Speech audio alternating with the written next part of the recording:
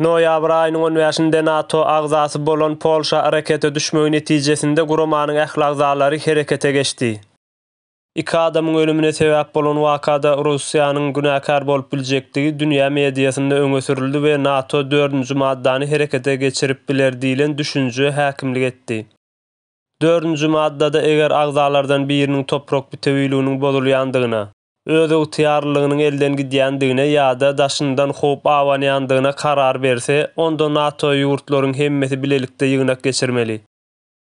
Toprağın harekete düşen Polşa barlaklaryň netijesinde beýle bir howpyň ýokdugyny belledi. Raketanyň çeşmesi Ukrainanyň S-300 HGS ýagny howa goranma sistemasy bolandygyny habar berdi.